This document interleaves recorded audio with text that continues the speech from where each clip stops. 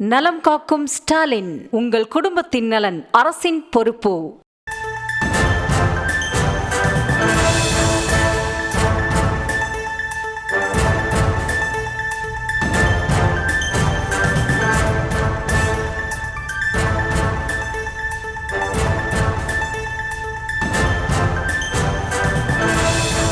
அண்மை செய்தியை பார்த்து வருகிறோம்.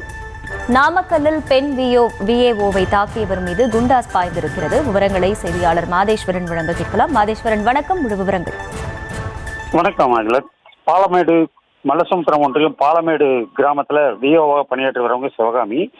இவங்க காட்டுப்பாளையங்கிற பகுதியில தனபால் என்பவருக்கு பட்டா நிலத்துல அனுமதி இல்லாமல் மண் அள்ளுறதா அவங்களுக்கு கிடைச்ச தகவலை எடுத்து, கடந்த 19ஆம் தேதி கிடைச்ச தகவலை எடுத்து அவங்க போய் தடுத்து நிறுத்தி அனுமதி இல்லாமல் மண் அள்ளக்கூடாதுன்னு தடுத்து நிறுத்தினாங்க.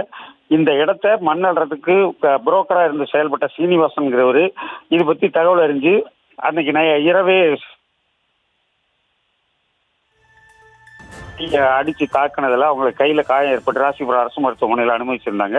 இது தொடர்பாக எலச்சிபாளையம் போலீசார் வழக்கு பதிவு செய்திருந்த நிலையில இன்னைக்கு சீனிவாசன் மீது குண்டாஸ் சட்டத்துல வழக்கு பதிவு செஞ்சாங்க.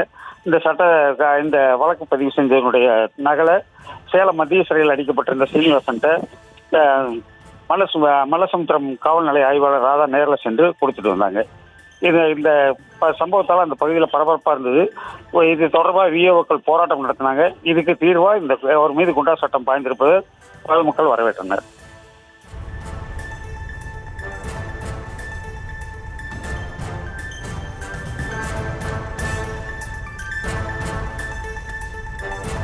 விவரங்களுக்கு நன்றி மாதேஸ்வரன்.